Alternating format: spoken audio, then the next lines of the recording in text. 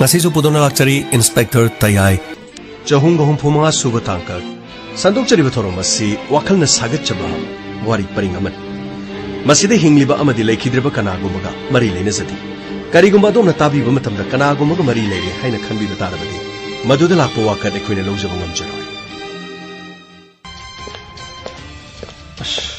krino ne sigi nupa jibo sir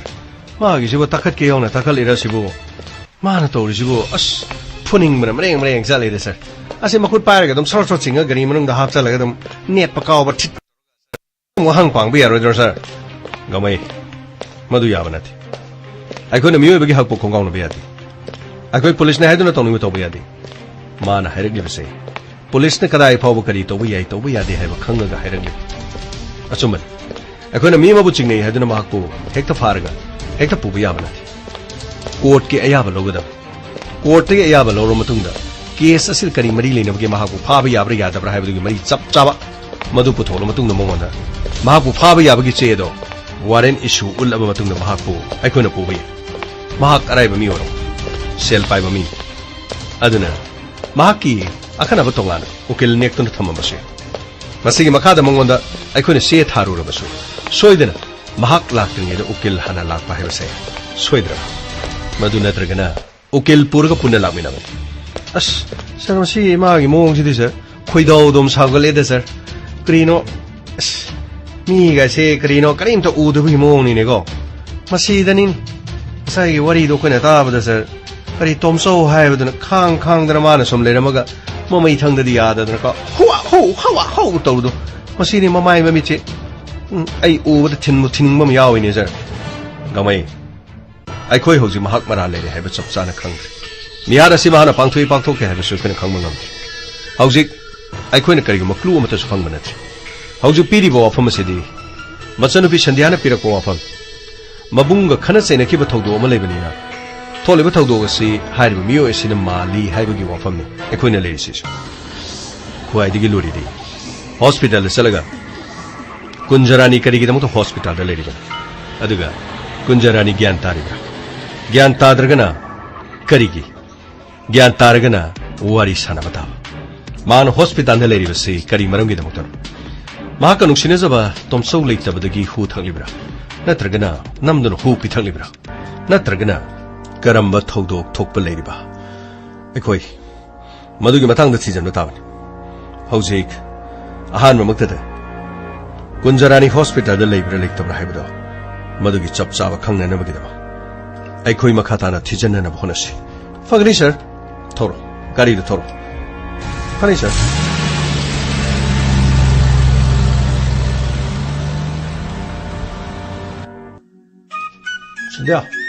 sandhya oh sandhya kana oh datu san kare haige nogi pau da tare yam nuaite ai laaga hangbodi ngamdre so ado nakoi da police ka laaga wahang pahang ba tori do ngarang ka kari haino do datu san koi tamo do mana la ro ma ge choma phang na gi da police na investigation sa tharak pan khangning ba kari no akoi da wahang pang kara tor mani sumba po thopong mo da ma gyan ta edo moi police na koi hang hangi do si kon da su la ga moi na koi hang hangi noi de su la ga koi hang hangi moi ta se na mi ha le do moi khang ba ja lo do da da san khang ga di moi na pharoi dro khang da ba gi ni o adu moi na koi hang hangi do noi da hang ga kan da mi ha pa mi du khang ga ja la ba adu di khoi na khang ma ma na ti adu di police na khang ga da ba ni da adu bu hau ki ba thodo khra wari khra sak wari sa ba du da na hawai akoi ta mo ga khana che na ki ba kana kana lekhi adu hangam ne adu di nang di kana kana khumi khoi da da ga ta se na khana ki ba di pradhan oi ba babu lambi da thalaga phuraki ba masu yawi yum da la ga gunda to ba ngangu chai ba phane am di ya mani da adu bu ai di wari du sa de da bani na khara di sak करी करी वारी नुमी साइदुबो अखुजु ताबा यादराबा नोइदानदि माना हिंगिगे मतमदा मागा फुनखिबा चेनखिबा मी नंगोंदा ममिंग पलंबा लेब्रो अस करिनो दादुसन पुलिसना इंगोंदा वाहंग मयाम हंगी इबुंग लेखिदबगी इसासे नुंगाइतबगी चादा थक्तबगी सोंथबनी इमासु फमुंगदगी हौगतबनी दादुसन आई चंगनबा तौरगी थबक इंखांग मयाम तौगदबसु वाली होय अदो संध्या नहवाय अइना assume लंबीदगा अइना सुम ngang karan taba sum laknabado akhoi loina kaunarasiko aidi loina kaugrabani ko kaino dadu san adu aidi kuire kaukhiba yana fare akhoi lekai sida ibung ipa ichel inaw khoi smai sum khanarjiko aisho hojikandi imung manungi leita lairabane punchi se पछा याउद्रदि हिंबा यादे से I make सेकना खं चुमे कोई हिंगना होनबदा सुदब नोमदब यादे नखै तामोनने अस एंगोदा सुमाने यम ngangrबो हिंगननब पैसा चंगी थबक सु अदु तो अदा तो असमान nganगजे अदो आइदि करिमता साउथे नसिदि नखै तामोना माना थबक सुरमबसे कोनदुदा आइसु थबक सुबु याउरिनेमि अदो अस आइजु इसाजे खरा नुंगाइतबने युमदा मु नोंनिनि मु लाउद्रे अदो हुजिकि सेकोंदो आइ अमुक चटपा हौरेबा ए दादुसन अदुदि यामना फै सेल पाइद्रबदि मिसे ngawe haibadun adugane mathau yamna chenba mi nongar badi mi tabo mathau yamna kanba mi se mukudi mi ga so onsanaraga mi gi mangna su kya tagondi masagi honabada matam nangjade haiba adudi dadu sandi yamna phaba thaba ma tawre ni khangdira sik subabu thabak leda hingna bane sum tawa zatuni da adudi phare haying mantok khanwa kotpa karige le so hairo khuse dum changaga dum yauge ba ko hoi dadu san adudi ai changu kige phare sandhya phajana dum layu ko chalu kige hoi dadu san nungai tiani mabung du sulai kidre pa mathanda machi ma lebu du sumayum pan kre moi mama du su shon solaga lei tengre krino mangdana ige jonrai duna game ai rui nang ta jene krino ne mana ta udu aiso jonrai ai rui nang ta jene maso ai rui nang ta jene krino khangde phamung dugi on thage tauni kri to ba yaw no khangde som de maro la ma case dugi ngale de cha che ha ni ne as krino yaksham sisu na bani ne ko tum da pai ka ba male as kana no matan ka khala ga side net pi de no ngai ni da as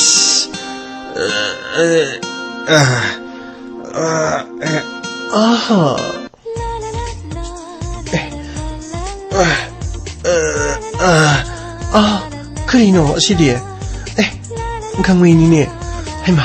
karino phakta ka tawri sibo as karino san namuk sai haima khuru mukuli karino tawri sibo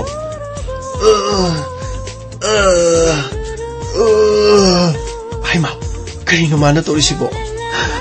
urubadane as thawai ka se swai swai lawida karino mi mana tawri sibo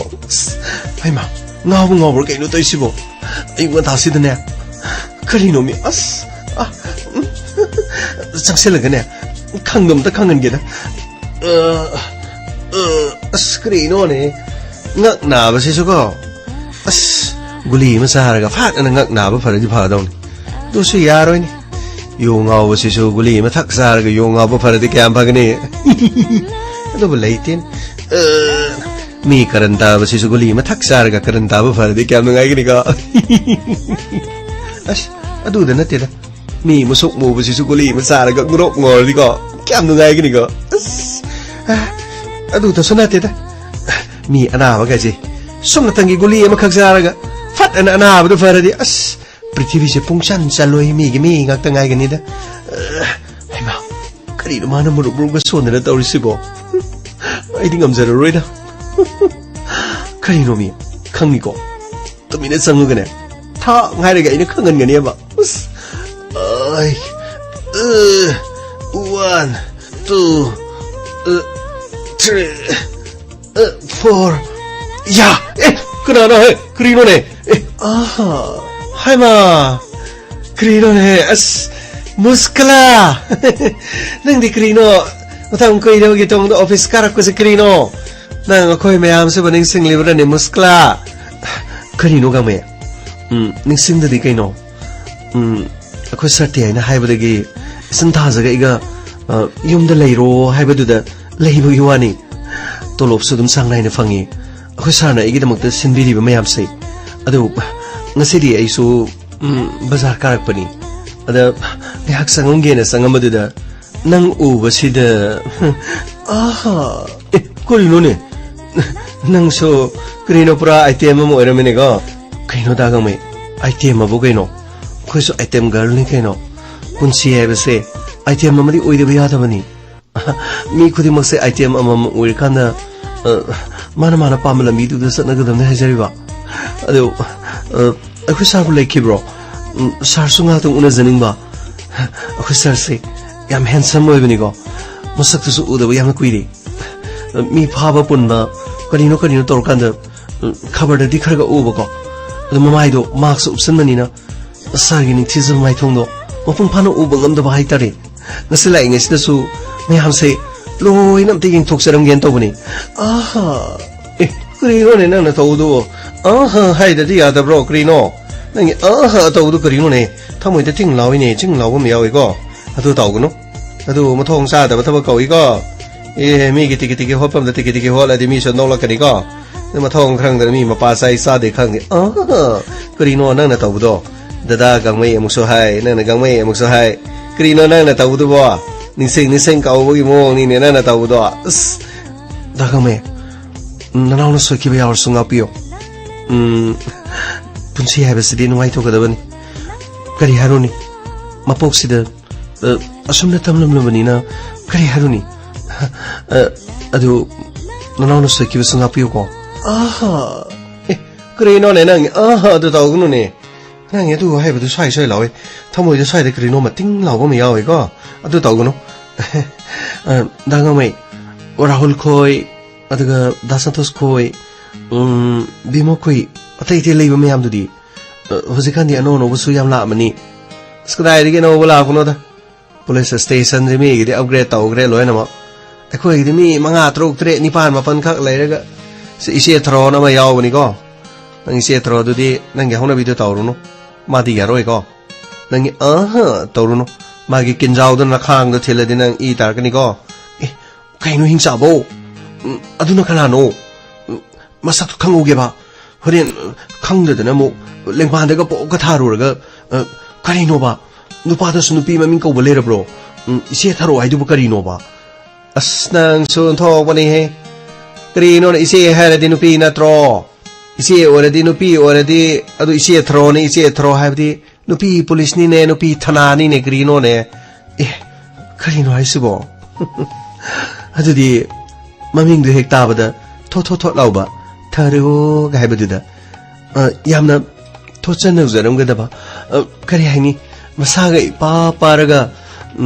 mamai ga yamna nu si ga le ram dong ma le adu mak na tra ba da ka mai as nang su ya he seng bai be ma kari no khang de ra hol ga na maming su da re ka da santos ka na mu so hai da bi mo so mo hai nang na taw si de be ma ai no se hai bi se thro du di nang na hai du ga loi na tai ona re ha bani hoje ki si de go asum sat pa ko ma gi mabuk to smai na kang tok pu mabuk to non tha ba ko khong bi u de as kai no dang ga mai yamna mabuk kayam kang rahisibo mabuk kang madana teda nupa guys deko masam no sumai na pare ga lohon phoi bedo no phoi ga pare ga dum lang ba jani da se thro hai bdi ko tomboy go mani da no khoi gi kari hai tare na khoi gi opposite ni hai bdi ko nang na muk the ko na ko tor ga no muk nupi ma li na ma no muk sumai ni tor dup dup lor ga nupa man mani ba ko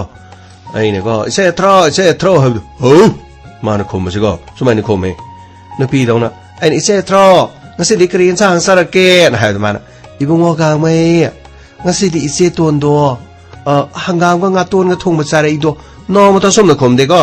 ma na khom se ai ise thro kari sang sa ge o thoi thong ma chayo som na khom ni kari nu khang de ni ma gi do ai ge ise thro thabak loi ra bro yom da hal dro o hal ga som na khom ni kari nu khang de nupi ora so ma gi khon jen do tho tho la ga ko ngang de ba adu sa te ne ka go di khara phai thro som na hai ba de ko sure asum hai bani ekhoi na ga kaur bu di ma gi original gi voice da dong khome ba se thro yom da chala dro sum na haru da u chalo ga asum hai bani ne ri no gang de ko nupi da sunu pa gi mo khon jen da yaw bani ne aha as ya kre da kre no nang aha da hare ya re ga da to mi le ufri ka gap chala ga thamo ko ore ne yum da sat pada lambi da sat pada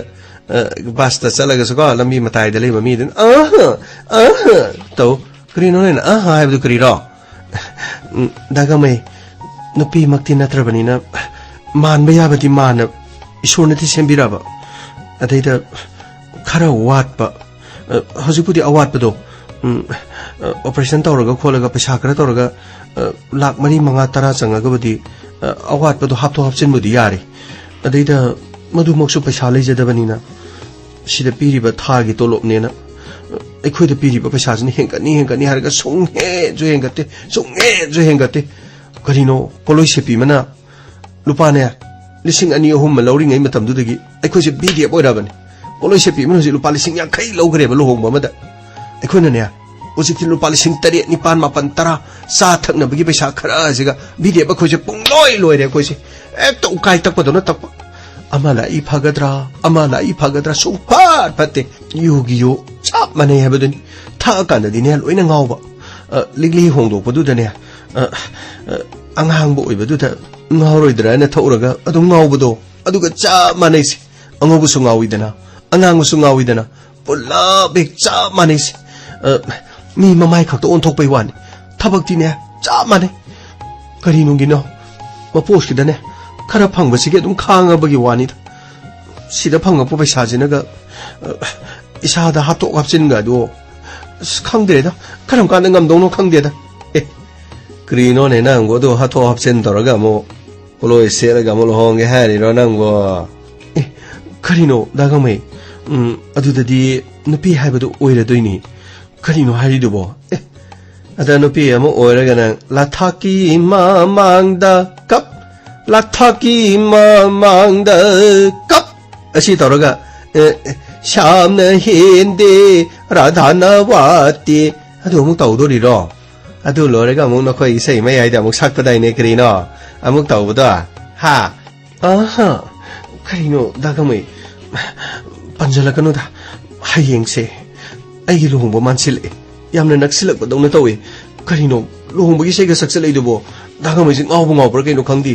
tanja sida tan me chai khangdi chadi khangdi saksa topaga hayen jale de toksele tin ngai je chumi ko gyan man ta di sei to oiba krino da na so mo ngam ta oi hai ba pan ba ya de pan ba da krino yai pan sa ge hai ba da ta oi ne nang so daga me krino nga sa hai du bo guli ma charaga ngoro ngoba ga hai du bo kharai da phangge ba adugi guli du le raga di nanau dong da ta pio ba yengo swice di tai ya ba tai raga ne swice di ngau ro ba ne ba swai ngak sama pa se yongo nu pa gi ke no ma yaw ba ni na ne swice di ma tu khra hor ga swice ki tang mo ye ba ai na mixel di yeng ba da ne ki tang no ai ta ba hai ta re adu guli ma sa raga kari no swai ge se ngau ba ya ra di am ta ngok thok na ba kari guli no ta hayo ba kri no da nang so guli do lai ra di hai ba gi ba ni da adu ore di kri no gang mai so guli sa sa la ga heng mana ta sa la ga ꯑꯩꯅ ꯈꯨꯠꯇꯣ ꯁꯨꯃꯥꯏꯅ ꯇꯧꯔꯒ ꯑꯩꯒꯤ ꯖꯨꯟꯔꯩꯒꯤ ꯃꯃꯥꯡꯗ ꯑꯩꯅ ꯏꯁꯩ ꯁꯛꯂꯣꯏꯗ꯭ꯔꯣ ꯑꯗꯨ ꯑꯣꯏꯔꯗꯤ ꯖꯨꯟꯔꯩꯅ ꯑꯩꯕꯨ ꯄꯥꯏꯔꯒ ꯈꯨꯠꯁꯤ ꯑꯗꯨꯝ ꯁꯦꯖꯦꯠ ꯀꯣꯜꯂꯒ ꯊꯝꯒꯅꯤꯗ ꯀꯔꯤꯅꯣ ꯈꯪꯗꯦꯗ ꯀꯔꯥꯏꯗꯒꯤ ꯒꯨꯂꯤꯅꯣ ꯂꯩꯇꯦꯗ ꯅꯪꯁꯨ ꯏꯊꯛ ꯏꯔꯥꯡꯗꯤ ꯌꯥꯏꯍꯦ ꯑꯁꯦꯡꯕ ꯀꯔꯤꯅꯣ ꯅꯪꯁꯨ ꯁꯔꯇꯤ ꯑꯩ ꯎꯅꯒꯅꯤ ꯍꯥꯏꯗꯣ ꯎꯅꯔꯨꯔꯣꯗꯅ ꯀꯔꯤꯅꯣ ꯃꯌꯥꯝ ꯃꯅꯨꯡꯗ ꯂꯩꯕꯁꯤꯡꯁꯦ ꯀꯧꯔꯒ ꯅꯪ ꯀꯔꯤ ꯇꯧꯕꯅꯣ ꯅꯣꯡ ꯐꯥꯗꯣꯛꯁꯨ ꯑꯣꯐꯤꯁꯇ ꯑꯗꯨꯝ ꯀꯥꯔꯛꯄꯗꯤ ꯌꯥꯕꯅꯤ ꯃꯐꯝ ꯑꯁꯤꯗ ꯂꯩꯕꯁꯤꯗ ꯑꯩꯈꯣꯏꯗꯤꯀꯣ ꯄꯤꯁꯛꯀ ꯑꯃꯨꯛ ꯑꯣꯟꯁꯤꯟꯅꯔꯒ ꯈꯅ ꯀꯔꯤꯅꯣ ꯇꯧꯐꯝ ꯂꯩꯇꯦ ꯔꯥꯍꯨꯜꯁꯨ ꯈꯔ ꯅꯍꯥꯋꯥꯏꯗꯤ ꯃꯔꯩ ꯇꯧꯅꯔꯝꯕꯁꯨ ꯅꯨꯄꯤ ꯊꯤꯈꯤꯕꯗꯒꯤ ꯃꯤꯒꯤ ꯃꯆꯥꯗꯤ ꯒ꯭ꯌꯥꯟ ꯇꯥꯈ꯭ꯔꯦ ꯀꯅꯥꯒꯅꯣ ꯃꯔꯩ ꯇꯧꯐꯝꯁꯨ ꯂꯩꯇ꯭ꯔꯦ ꯉꯔꯥꯡ ꯅꯍꯥꯟ ꯑꯃꯗꯤ ꯀꯣꯛ ꯋꯥꯡꯕ ꯑꯃꯗꯤ ꯂꯥꯛꯄꯅꯤ ꯀꯔꯤꯅꯣ ꯅ꯭ꯌꯨ ꯇꯣꯝꯕꯤ ꯍꯥꯏꯕ꯭ꯔꯥ ꯀꯔꯤꯅꯣ ꯑꯃꯗꯤ ꯂꯥꯛꯄꯅꯤꯀꯣ ꯑꯗꯣ ꯃꯥꯁꯨ ꯑꯩꯈꯣꯏꯒꯤ ꯁꯤꯗ ꯂꯩꯕ ꯅꯠꯇꯕꯅꯤꯅ ꯎꯄꯥꯏ ꯂꯩꯇꯦ 마수 gian khara taram da bane do gian ta khibra kenom taw kre ko ado da kamai ai sari manak ta haibetang changuge adudi haktang leiramo phaksi da karino tingthok ba konjan ba amuk sangtok ba karino tori dubo kari tawbono ba toromi dubo as reno khang de handak ting aksam na se mari zale ne ai ting aksam se na ni ko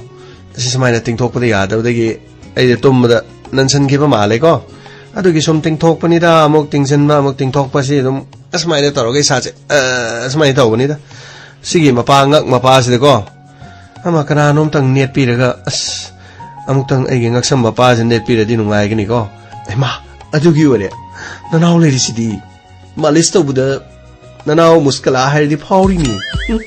hojik se lo mo ga se mari sathari ne tawri si sonda di video boy bisne yasalak tramni na ko ai di som da di sarna su office ka da ya ba ya bu pibira bani na ai di som na kana makeup tam ba sakhalaga kanna ni yong se pisum ga chi yong se pura thauri do na ting thami si udro hoi ne di nang ni sai kai khang de ne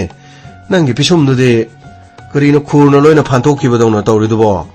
husi kan si karino ne mong si na khoi na taw bu mong do husi kan gi nu pi masa sing chu tawi ne pisum do suk chawga so ba dum samani song ni geksalaga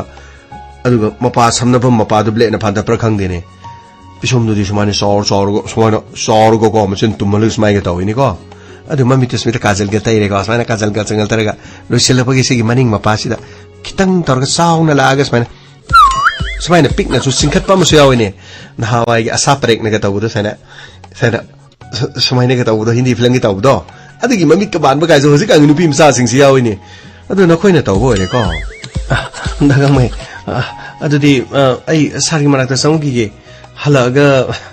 nangi ngaksam do anaba do ai mekhai ge krino ne amuk mekhai ba di henjan khidne be amuk tatna ai se amuk krino tameng long sat ta dana amuk swai da dom tat khini ko krino khang de sango na dom sang ro yare be ma ai swai de nga tang dom ji 1 2 ngaksam se amuk do sem da lege ko sir howji wori ba case si matang se ba sir amuk chakada bani tori sira je ekhoi se hospital da chalaga hojiki nupi masa kunjarani hari bado madu hospital da mapana lei hari lady bra lei tribra duga karama police station da karamba case palaga lei ai hoje paulo ina fangani adu da chalu batare howji pogi mi case ki matang da chingna ba kari gum amta leitri adu bo athubu matam da santosh ta su ekhoi gi tonga location da fangi ba number sing adu mathang thigana na ba in high yeng ba tare raje sir anta sangjara ke sir kanan muskala chongo law si chong phomlo sir yani sir tatinabu kadai chalu bano office ka rei bro tonga do office ka de na kanana high krege sir adu gi nati sir sum thaba ma chasaru badagi aishu sangdaba kuire na sangjarakpani ho keso gadi nachanu bi thaja digam dori ba sir adumak leiri yumda hanagi beraberi adugana koigi lekai de karan daba sing adu da kamai toroba sir hojikti kana gum mata lekidre sir chanu bi thaja do magi mit ki layeng bagi adugi matang do sir corona su sahi ani lesin kare aduna maramorga magi anabadu gi matang du su khara yeng amaga dum tokraba अदुगा मखोगी report अमा थारके हायरगा कोलकाता दा report अमा दि थाखिबनि मदुगी report तो अदुसो आई अमतंग सादसु येंगहनिंगबा ओ फरेने दो ना report यारप्रो sir सीधा लेरे सर मसी आई डॉक्टर अमगा तानरगे अदुगा पाउदो इनोंदा हरंगना बतोगे आइना डॉक्टर अमुनबा मतमददी मपालमदा रिपोर्ट अमा थाग्रगसु रिपोर्ट तुगी मतुंगिना मखोइने पिरखुदुना मनिको अखोइ सिदैदा मणिपुर लेरिबसिंग खंगबा डॉक्टर मिट की लेबसिंग मागी सिदी मिट की सिंगली यामना मरुइबसे मसी याम थीना डैमेज ओइरे याम थीना सोए मसीना मरम ओरगा माकी ममितसे हाप तारगसु उबो ngambagi मदु येंगबो ngambagi शक्ति करीमत लेरोय हाइबो वाफमसिन सर आइसु वाफम अदु खंगजरे सर अदुबो सर तंगाइ फदब येंगबा याबसिंग अदुदी सुम येंथोकजनिंगबनि सर अदुगिनी फरे फरे फरे अदुगिदी केसु खलोनु हजिक अवाना अदुदी करी करी प्रॉब्लम सर कैसु लेजदी आई खक्तंगी तोलब हेंगत पियो आइना लाउरबदी यादबनिना अखोइगी ग्रुप की वइनासु याम कना होनरी आइतारे सर हजिमकेदी थोइदोप थाजबदी लेथि खरना अमुक अमा हाय खरना अमुक अमा हाय यारे यारे अदुदी नंग नाहतंग लेकिद्रा कमाय तोबा सर आई असिदसु गांगमैदो ngaksamari नायना फक्तरा केनो लेहोवे सर नाहतंग मागी मंगक्सम नाबदो पाइपिरमो हाय सर नाहत पाइजरु किगी सर तौरी जुंगने माय गांगमैस मी ngakhtang lakchabasida मंगक्सम पायु मालिश तौन हायरि मान कया दनु योंगो मसे थो थो थो थो फरे फरे अदुगने खरा थुनो लेसल हॉस्पिटल देखोय हौजी हौजी से कुंजरानीगी महाकी उन्नगदब अमखक लेरी लेरीबरा लेतबरा मा कराइदा लेरीबनो हाइबदो खै खंगना होनगदो खरा थुनो लेसलन हाइको फनी सर फनी आई थोक्सरु की गेदि फरे फरे थो तो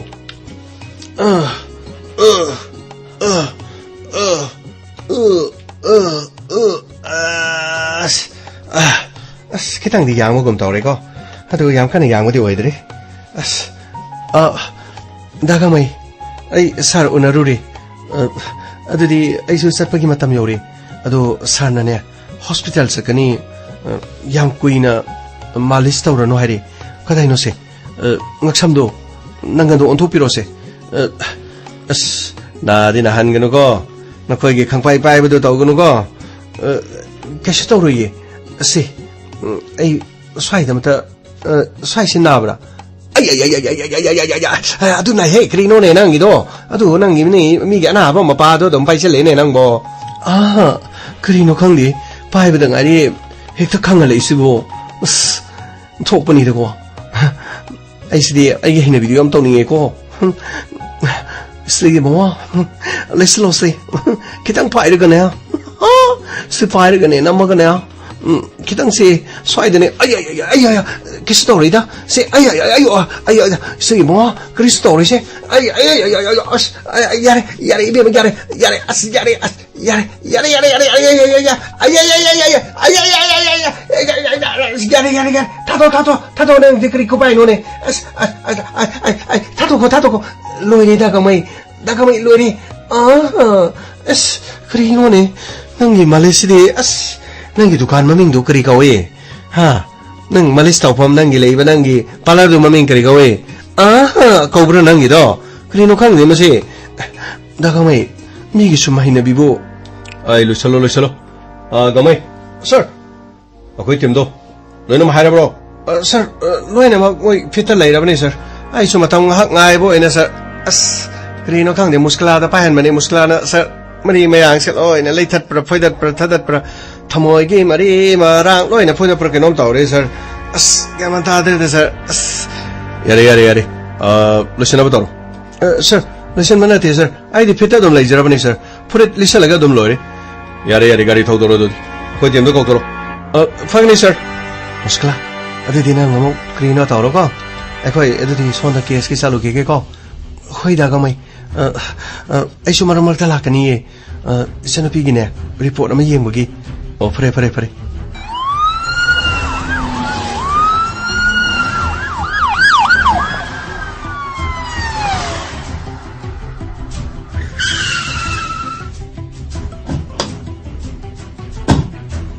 लो लो नंग चलो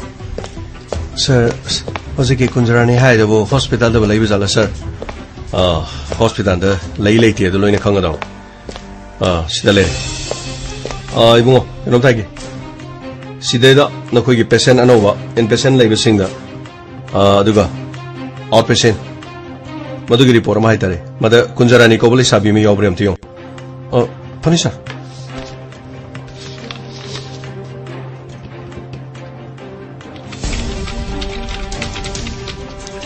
सर रूम नंबर 42 दा सर कुंजरानी कोबमा एडमिट तौदुनु लेडी सर एडमिट तौदुनु लेडी अनकॉन्शियस हजि उनबा याबा सर अनकॉन्शियस नथे सर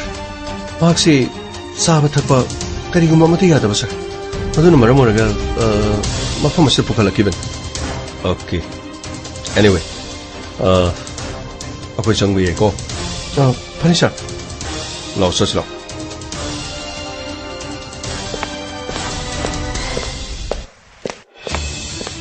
गवाई दले थोंग थिलो फनी मनों सिकना लेबिब्रो कोई अमतंग संजबा यागनी को सर कना से थोम दे सर परेंगा नर्स नुपी मलाई सिस्टर सिदा पेशेंट से कोई खर वहां फंग तो गदब सी चंगबा यागद्रा यानी सर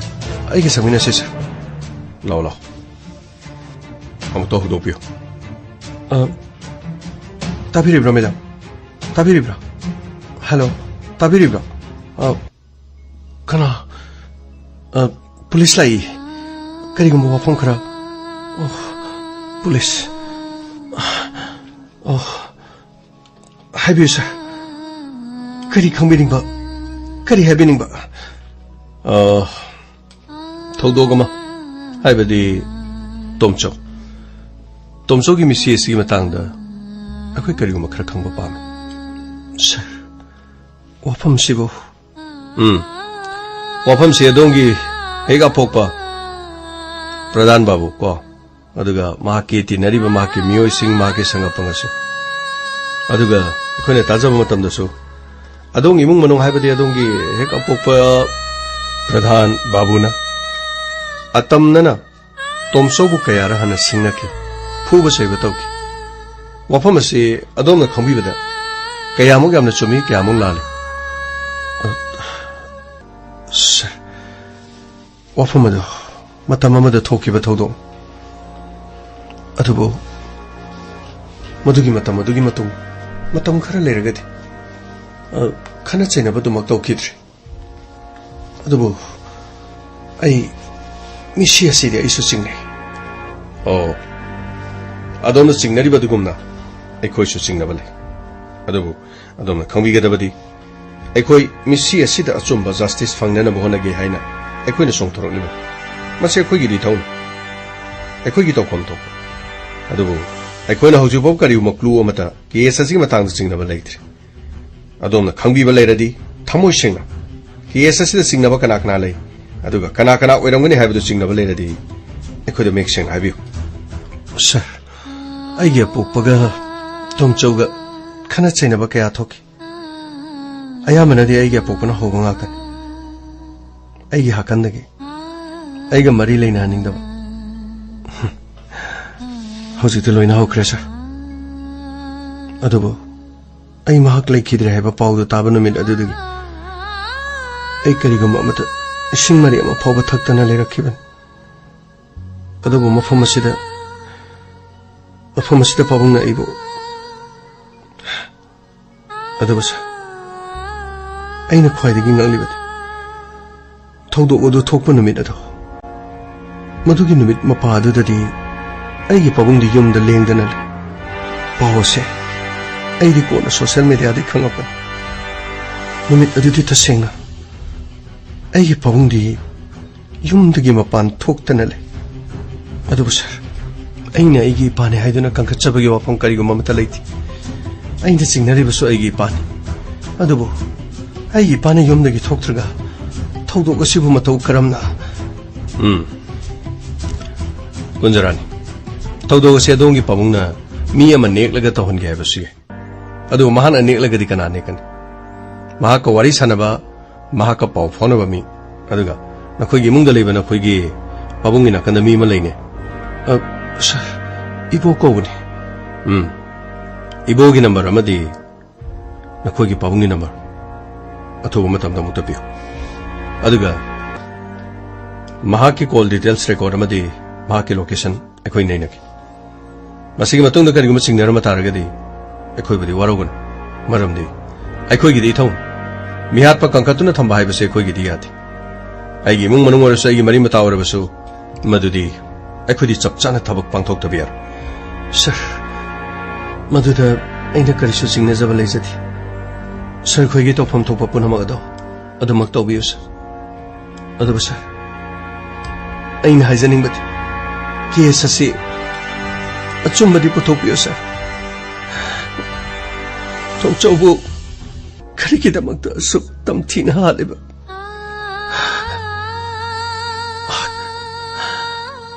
मायोक्नबु ओरबदि महापु कनामतना लाक्सब ngमोइदोबन सोइदनमकि महापु लुम्मग नत्रगा महाक मसा खंगदबदा अंगोंदे टेक तौबु ओरमगनि याम नुवाइते सर एगिदि एगी हंतकि मपु लोय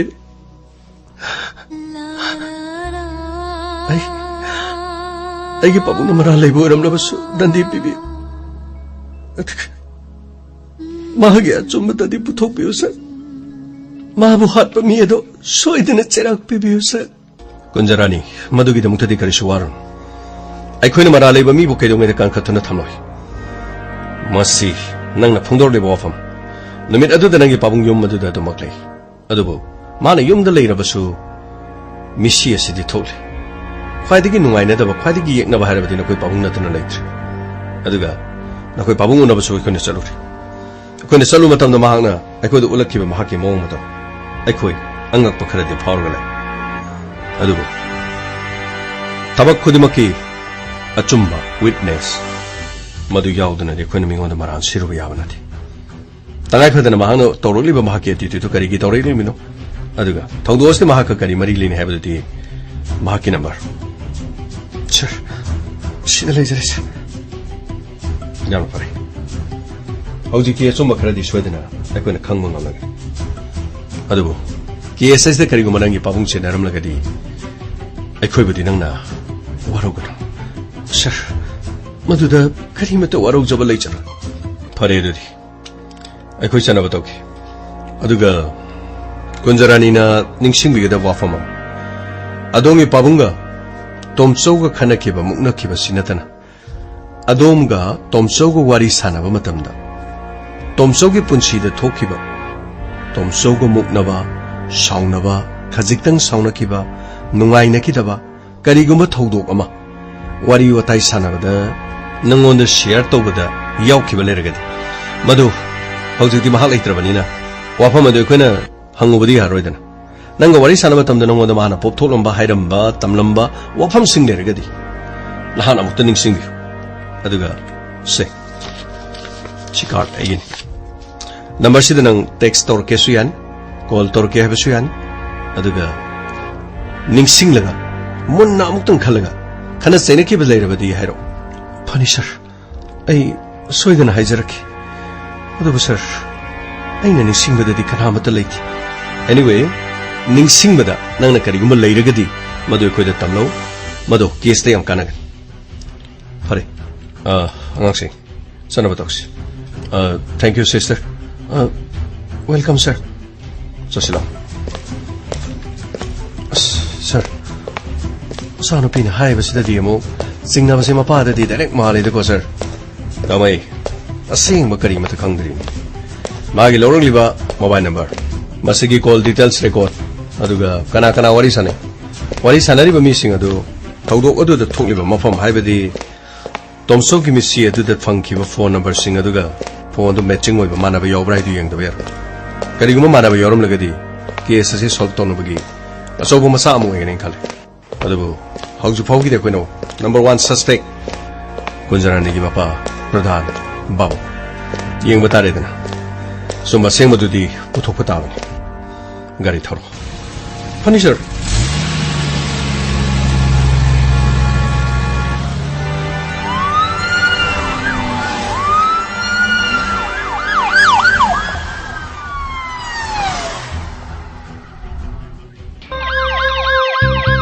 Luckily, luckily,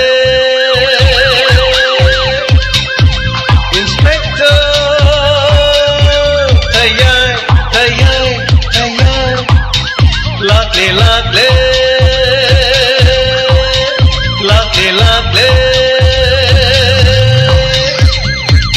Inspector,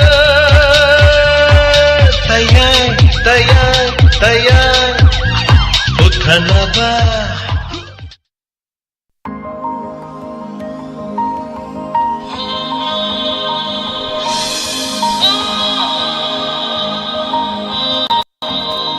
Hanana Thachari, Santoksari Vataram Inspector Tayay, Sahunga, Hupu Mga Subatangkak Tabiriba,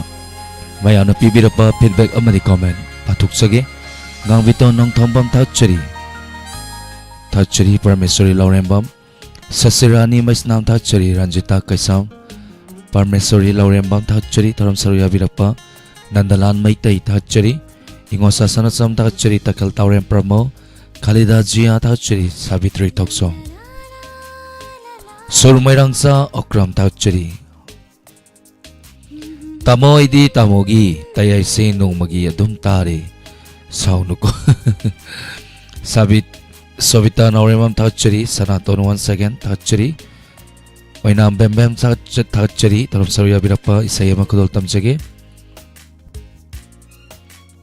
Singsin Bire Nang Naibu Egi Inakta Haina Sayhori Vesayni Isay Sibu Sakliba Zem Saikurzam Kudol Tamjari Mayapana Taminasi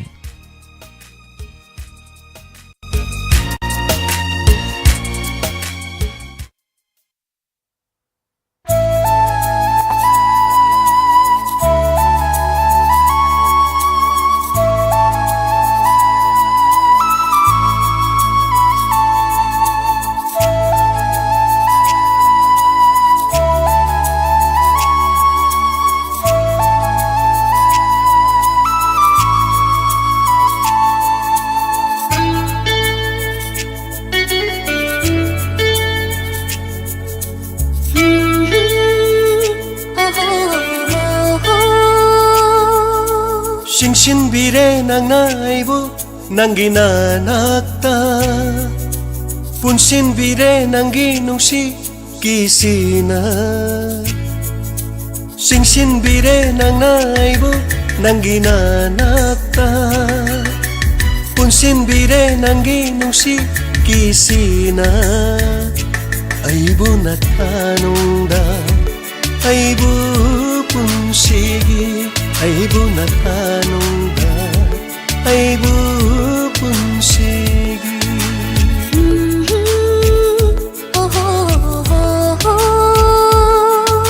Singsin bire nang naibu nang ginanakta Punsin bire nang ginungsi kisina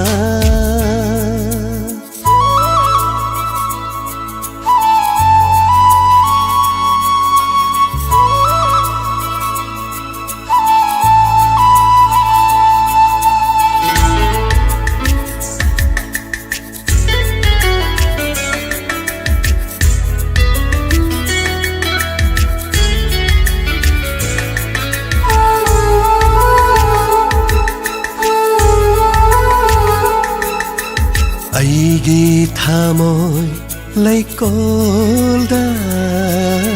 shatlaro naning tamna akan banong lay laklashu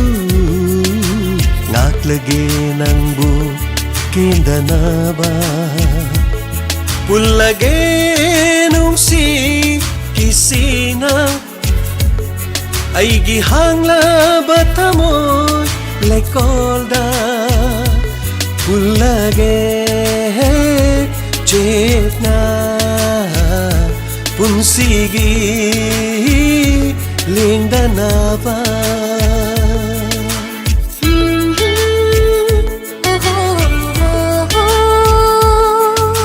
Singsinbire nang naibu nangi nanakta Punsinbire nangi nungsi kisina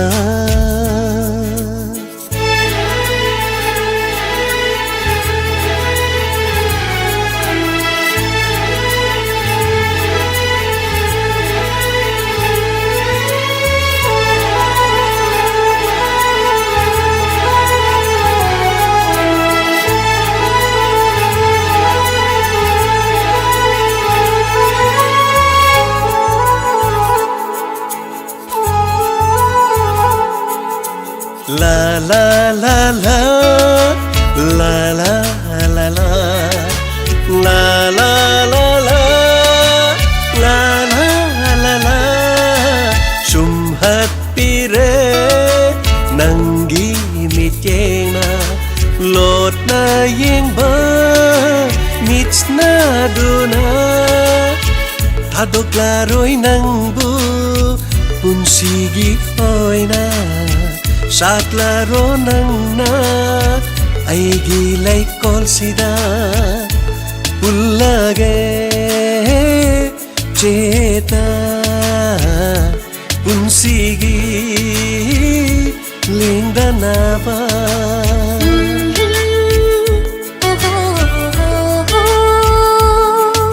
Singsinbire nang naibu nang ginanata Punsinbire nangi nungsi kisina Aibu natanongda Aibu punsigi Aibu natanongda Aibu punsigi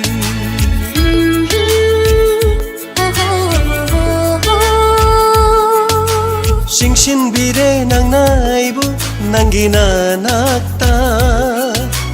Punsinbire nangi nungsi kisina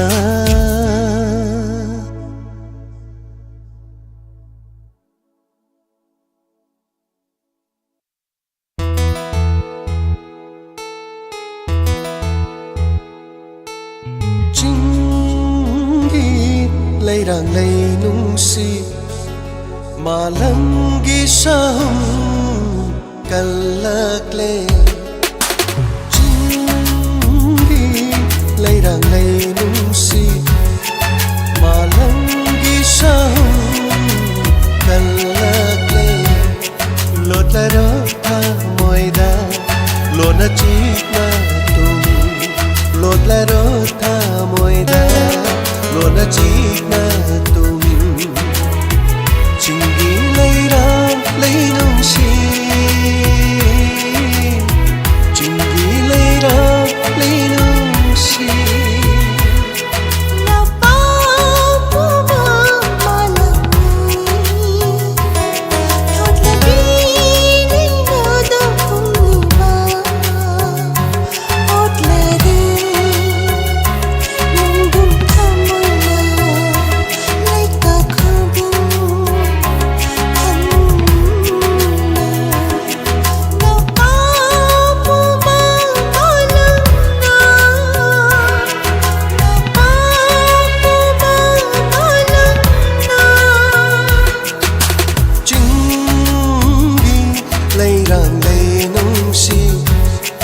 Malangi sahum kalakle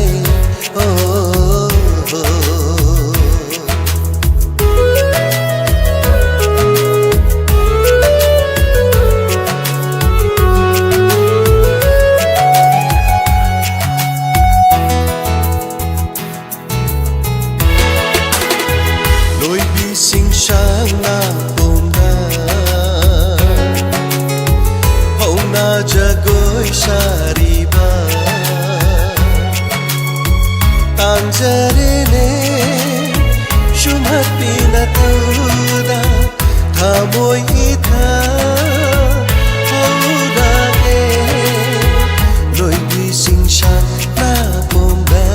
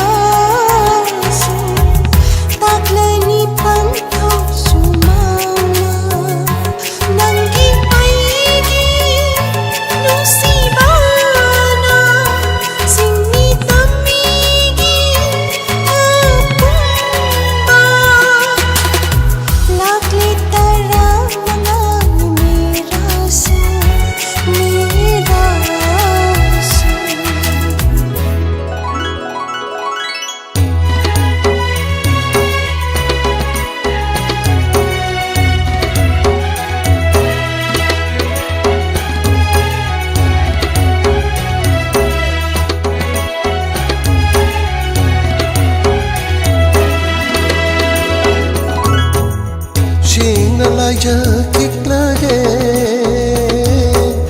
Jingna parai pumba tadoklo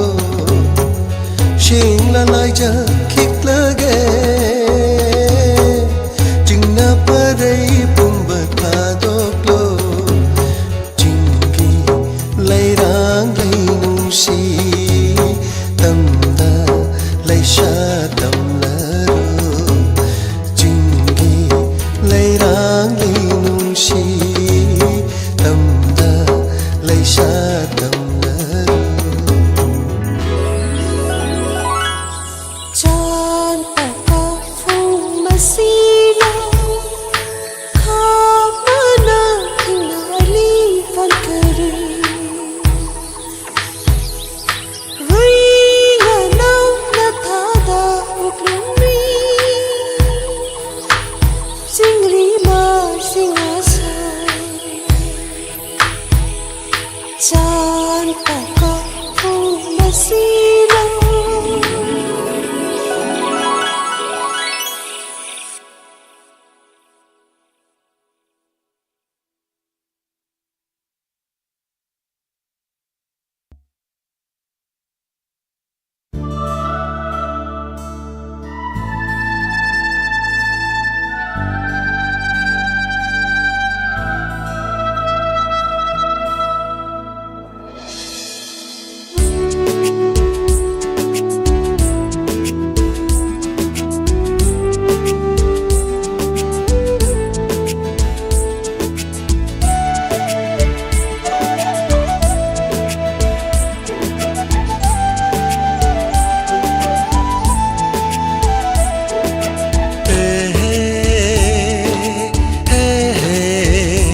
La la la la la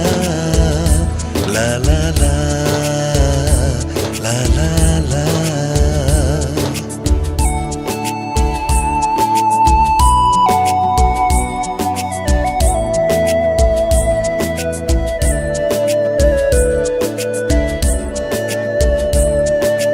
Nang tani ay nanungsibi Nang tani ay nangajabi Nang naigit haway hakjangni Nang naigi punsi komloy ni Nang naigit haway hakjangni Nang naigi punsi komloy ni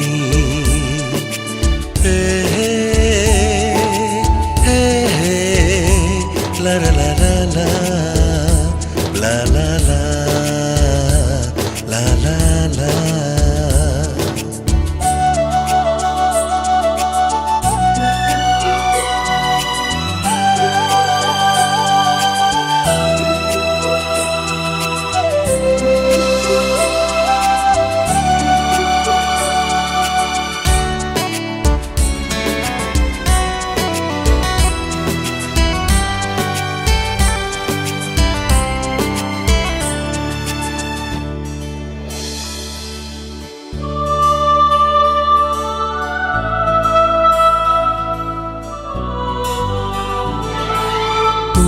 Saktam se nahaki Inatashum laibiyo ka Nang tana aigi tawaini Nang na aigi punshini Ang lawat tiyada faiminasi Sik lagi punsigum ay koyani Ang lamat tiada fai minasi Sik lagi pun sigum ay koyani Nang tanaigi pun sini Tajagit hawai se nung sirinanggi Nang tanaigi pun sini Tajagit hawai se nung sirinanggi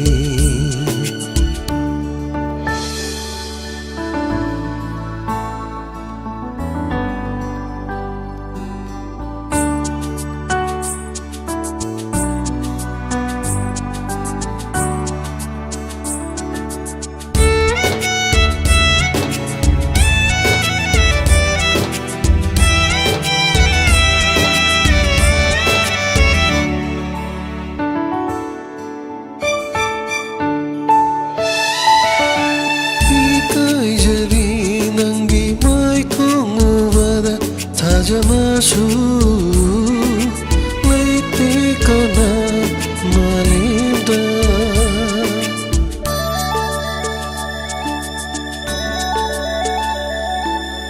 इकाइजरी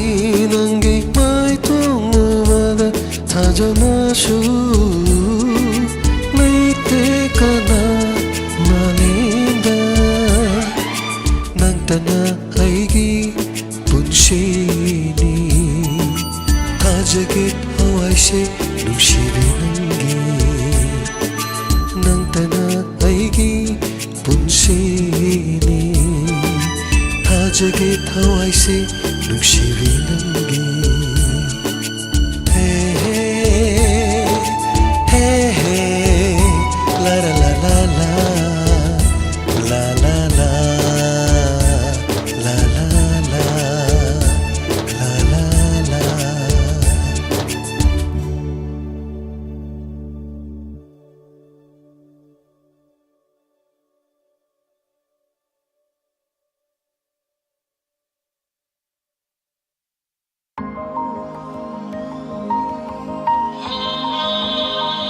다짜리